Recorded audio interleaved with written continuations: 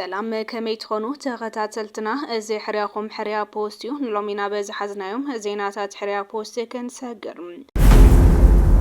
فلما جنك عند درست زيناتاتك نقدم شعبيانا بزالان بسا توسخ سراويت كم زأتو تقليتهم تبوغ في التشاون جاميرولهم جنرال تادس ورده من قصقاس خي قبرت أجدهم أواجه كوماند بوست 5 ودما تحابيرولهم بزرزر حزنا لنا إرتراع الدقيتات وار إثيوبيا كقارت حاتيتا حد استراتيجيكاو دلدل نحيالات هاجرات كم زقاج وتحابيرهم حد جنزب حفتو كورس دلي سواي رئيسا تشكيمو نابي بانكي كم زغادة تقليتو زبلون قالوت حدش تحاوريتاتات حزنا لكم قريبنا لنا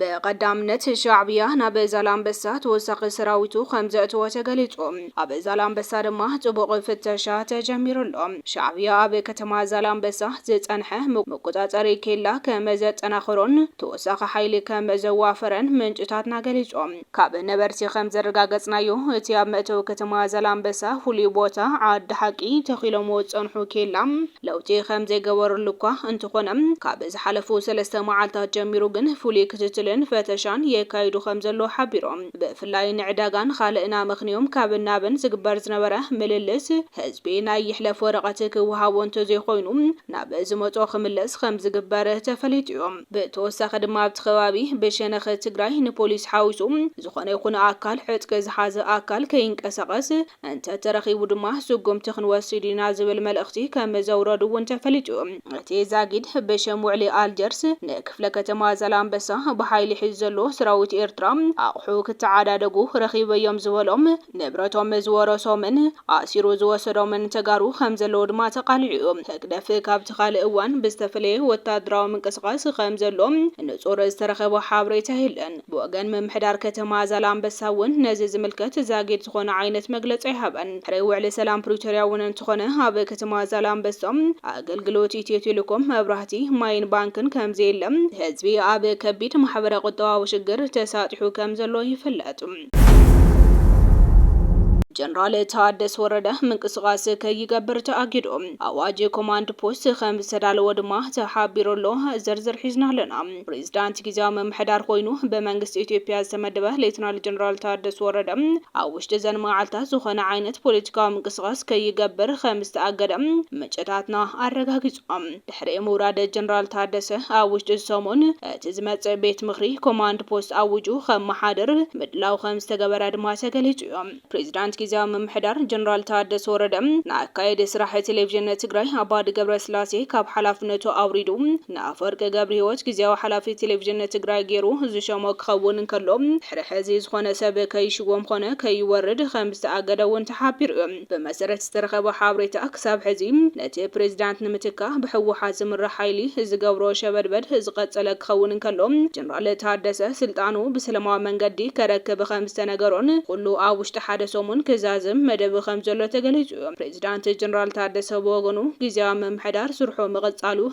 قدنيوم مسي ممحدار كسرح زيدلي اوال كابينين تهاليوم بخاله اناتتك سرحنا خنقصلينا خمز بلاي ذكريوم تي جنرال زخونه اوال كابيني انصار غيزيا ممحدار بمسلاف ابناي سرح ساعات كاب سرح وصاي اب زيتدليو مقسقاساتن حتوختخن ترخيبون تتواهيلوم ادلاي حقاو سقمتي خمز وسدلون غليصيوم بهراوان ودواتن غلالي تግራይን ድማ ትግራይ ትድሕነሉ ንኹሉ ዝሓቀፈ ሓበራዊ መሰጋገር መንግስቲ እንትጣየሽዮም ሕወሓት ነዚ ሸለሊሉ ንዝወስዶም ስጉምትታት ባዕሉ ይዋጻዮ ንዝፈጠር ሓደጋ ድማ ባዕሉ ሓላፍነት ክወስዱ ኢሎም ከም ዘጠንቀቀውን ይዝከርዮም ኤርትራ ዕድጊታ አጽዋር ኢትዮጵያ ከቋረጽ ሓቲታላ ኢትዮጵያ መስ እስራኤል አጽዋር ንምሽማት ዝበጽሐቶ ስምምዕነት ደው ክተበል ኤርትራ ንመንግስት እስራኤል ከም ዝሓተተት ተገሊጾም ኢትዮጵያ ነፈርቲ ኩናት ሓዊሱ አጽዋር ንምግዛ መስ እስራኤል ዝበጽሐቶ ስምምዕ ኤርትራ ኣብ ዝሓለፈ ሰሙን ናይ ተቃውሞ መልእኽቲ ናብ እስራኤል ከም ሰደደት ተሓቢሩ ነዚ ኣመልኪቱ ሩኢቶ ዝሃበ ወሃበ ቃል ሚኒስተር ጉዳያት ወጻኢ እስራኤል አቢብ ሻሮን ኤርትራ አጽዋር ዝመልከት ኣብ መንጎ እስራኤልን ኢትዮጵያን ዝተበጽሐ ስምምዕ ስክፍታ ከመዘልዋ ከመዝገለጽ አሚኖም ኢትዮጵያ ካብ እስራኤል ጠሊባቶ ዘላ አጽዋር ኪናት መስቴ ውዕል ዝተኣሰሮ ኩባንያ በሰንኪ ፋይናንሳዊ ጸገማት ምድንጓይ ከም ዘሎን ኣብ ዝሓፀረ እዋን ድማ ሁሉ ፋይናንሳዊ ስምምዓት ድሕረ ምትግባሩ ትዕድጊት ከም ዝሳለጥ ተገሊጹ እዮም። እስራኤል ምስ ኢትዮጵያ ዘለዋ ርክብ ኣብ ፖለቲካውን ዞባውን ጸጥታ ዝተመስረተ ከም ዝኾነ የመንን ጅቡትን ኤርትራን ዝሓለፈ መጻብብ መንደብ ናብ ኢትዮጵያ ቀረባ ብምዃኑ እስራኤል ምስ ኢትዮጵያ ጥቡቅ ርክብ ከተማዕበል ከም ዝኽኣለት ይግለጽ። ብፍላይ ኣብ ዞባ ቀርኒ ኣፍሪካ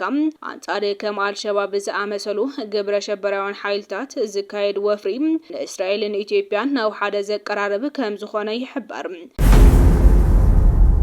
ሓደ ስትራቴጂካዊ ድልድል ንሓያላት ሃገራት ከም ዘጋጭው ተሓቢሩ። ፕሮጀክት ድልድል መሬት ታይላንድ ኣብ ስትራቴጂካዊ ውድድር ኣሜሪካን ቻይናን ሓድሽ ዛዕባ ከም ዝኾነ ተፈሊጡ። መንግስቲ ታይላንድ ኣብ ሃገራዊ መስመር ንግዲ ሓድሽ ስትራቴጂካዊ ኣማራፂ ምዃኑ ዝገለጾ ፕሮጀክት ድልድል መሬት ኣብ መንጎ ዓበይቲ ሓይልታት ንዝካየድ ውድድር የጓሃህሮ ከም ዘሎ ተሓቢሩ። እዚ ዓብይ ፕሮጀክት ብፍላይ ኣብ መጻበብ ማልካን ዝፍጠር ዝቕጥቅጥ ጉዕዞ ትራፊክ መራኸብ ንምቕላል ዓብይ ኣማራፂ ከም ዝኾነ ተገሊጾም። ዜናይ መጓዓዝያ መስመር ንባሕሪ አንዳማን ምስ ወሽመጥ ታይላንድ ዘራኽብ ኮይኑ ንጉዕዞ ኣህግራውያንን ንግዳውን መራኸብ ዝሕጽርን ስጋዕተኝነት ኣብ ባህላዊ መስመራት ባሕሪ ኣዝዩ ዘጉድልን ከም ዝኾነ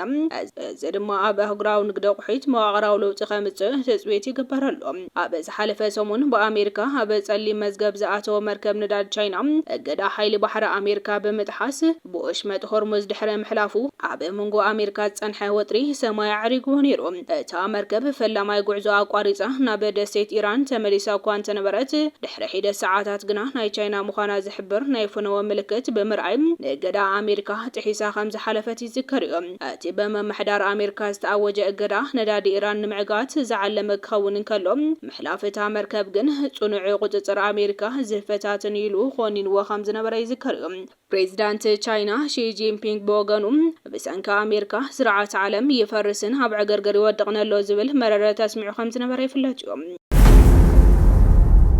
ኣብ መወዳእታ ድማ ሓደ ገንዘብ ሓፍቱ ክወርስ ዝደለየ ሰብኣይ ሬሳ ተሰኪሙ ናብ ባንኪ ከም ዝኸደ ተገሊጹ። ኣብ ሃገረ ህንዲ ክፍለ ሃገር ኦዲሻ ሓደ ገንዘብ ሓፍቱ ክወርስ ዝደለየ ሰብኣይ ሬሳ ሓፍቱ ተሰኪሙ ናብ ባንኪ ብምኻድ ኣዘራራበ ኮይኑሎ። እቲ ነባሪ ኩዌንጃር ዝኾነ ውልቀ ሰብ ካብ ሒሳብ ኣካውንት ዝዓረፈት ሓፍቱ 20,000 ሩቢ ህንዲ ንምምጻእ ምስ ተቸገረ